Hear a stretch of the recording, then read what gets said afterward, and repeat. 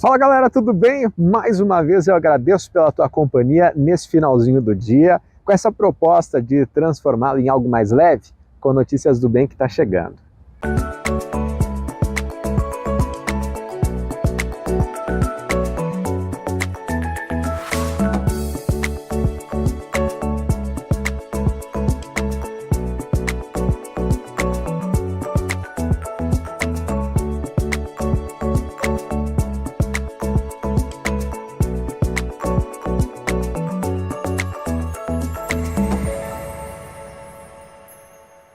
Notícias do Bem. Oferecimento Cressol Cooperativa de Crédito. Num mundo cheio de possibilidades, ser tratada como prioridade faz toda a diferença. Na Cressol, tudo gira em torno do cooperado. Investimentos, cartões, seguros, consórcios, crédito. Soluções financeiras pensadas para simplificar o meu e o seu dia a dia. Esteja com quem te coloca no centro das decisões. É simples. Escolha Cressol. Vem junto. O mercado estrangeiro já não é mais tão distante para os pequenos empresários paranaenses. É que através do incentivo da Invest Paraná, já tem pequenos produtores, pequenos empresários e empresas de micro porte que já estão enviando produtos para fora do país ou se preparando para exportar. O Paraná é o maior produtor da erva mate do Brasil. O estado é responsável por mais de 87% da produção nacional, segundo o Instituto Brasileiro de Geografia e Estatística, o IBGE. O mate é um dos principais ativos da nossa economia e foi determinante também para a emancipação do estado. A produção chegou a representar 85% da economia paranaense. E toda essa história inspirou Danilo a fundar a própria empresa voltada ao produto. Para que esse sonho se tornasse realidade, ele estudou, conheceu o mercado e criou a própria marca. Um produto que sempre foi muito forte para o estado, não é à toa que temos um ramo de erva mate na bandeira do Paraná, que ficamos independente de São Paulo por causa do ciclo da erva mate, e sempre teve essa exportação. Desde 1820 há registros de exportação em livros, não só aqui do Brasil, como fora do país, e é uma ligação também do Paraná com outros países.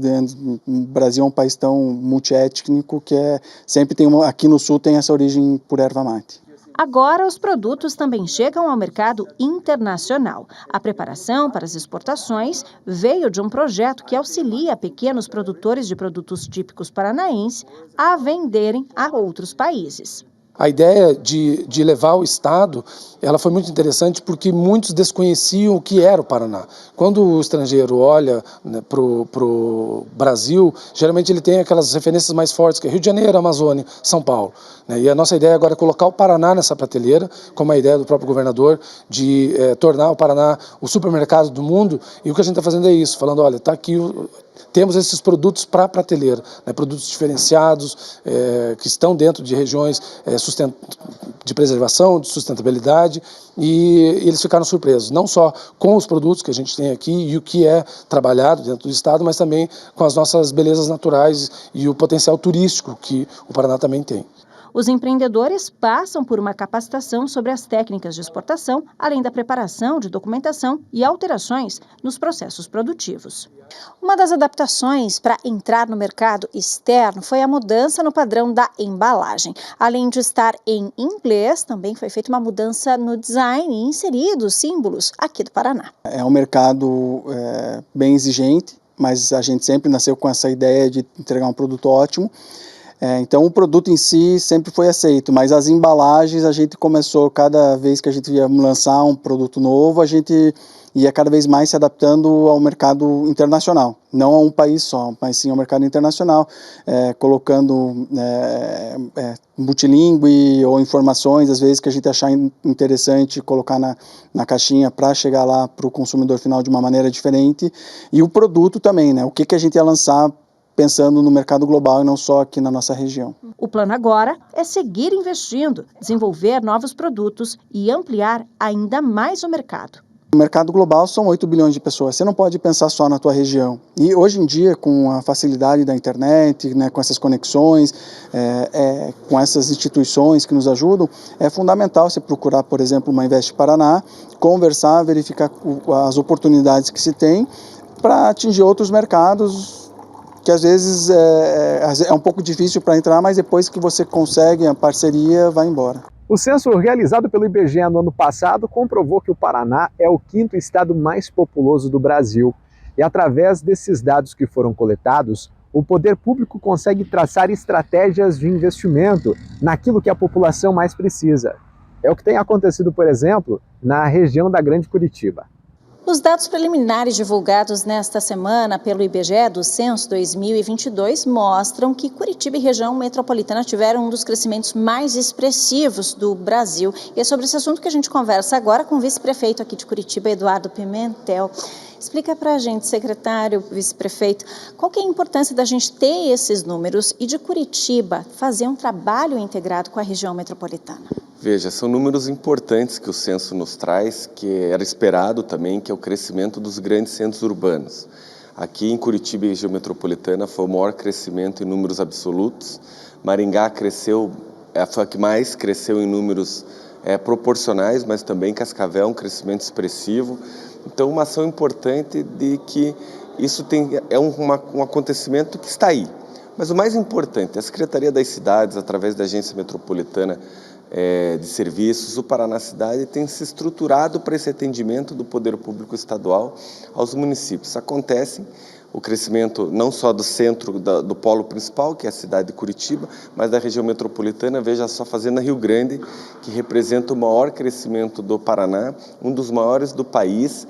E, pensando nisso, o Estado tem se programado. Nós entregamos há 10 dias atrás os PDUIs de Cascavel, Londrina e Maringá. O que é isso?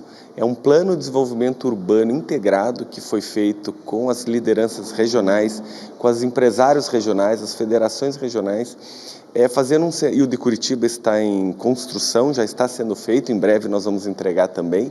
É uma análise do cenário atual e mostra de como deve ser o planejamento de crescimento para os próximos anos, aonde as indústrias podem se instalar, aonde a habitação social pode se instalar, aonde nós precisamos fortalecer unidades de saúde, unidades escolares, o transporte coletivo metropolitano integrado.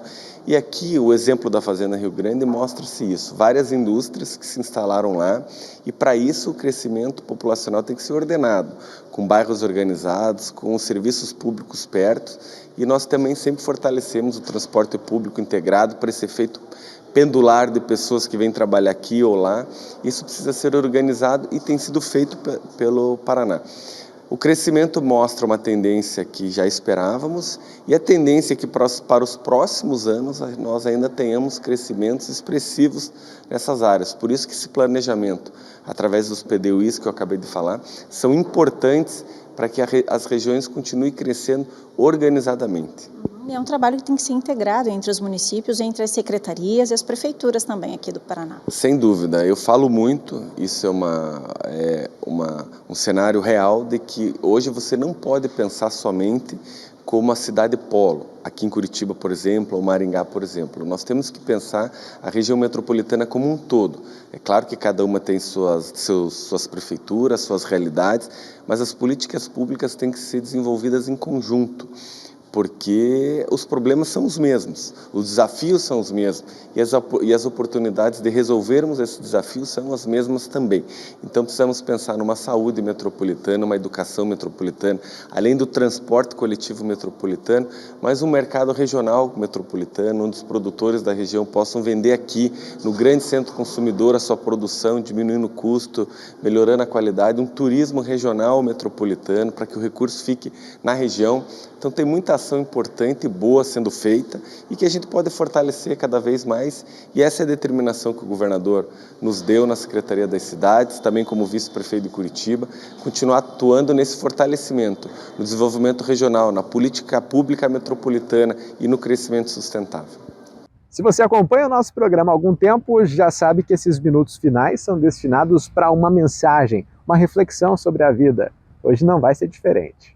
Foi feita uma pesquisa, pessoas invejosas, quando viam os seus invejáveis, né, o que entre aspas ele inveja, sofrendo, ligava no cérebro uma área de prazer. E quando via essa pessoa que ele invejava se dando bem, ligava a área de depressão, de frustração. Então, assim, engraçado, porque o invejoso, ele tem um olhar. O invejoso, ele chega, ele te olha de cima a baixo, cara.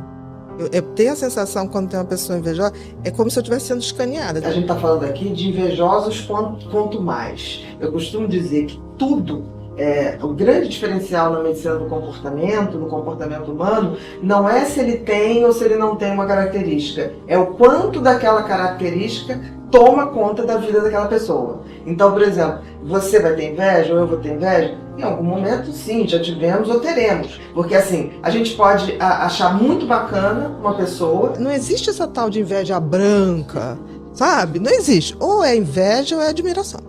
Eu digo que inveja, na definição, é você querer que o outro, que o outro tem ou que o outro seja seu e que o outro deixe de ter. Isso é que é pior. Porque, assim, na admiração, você admira uma pessoa, mas você não quer que ele deixe de ter aquilo, até porque você quer continuar admirando aquela pessoa. Aquela pessoa é um parâmetro para você. Quando a gente fala de inveja, a gente fala exatamente isso, da gente querer o que o outro tem, mas que o outro deixe de ter. E aí, isso é a perversidade do pensamento invejoso na sua essência. Porque, assim, que o outro tenha e a gente admire, isso é maravilhoso. Mas que o outro deixe de ter, na cabeça de um invejoso quanto mais, quer dizer, um invejoso em essência, que tem esse sentimento o tempo todo, eu diria que, assim, o outro tem, e porque o outro tem, ele deixou de ter. É como se todo mundo que ele inveja tivesse tirado a oportunidade dele na vida. E isso acontece muito em família.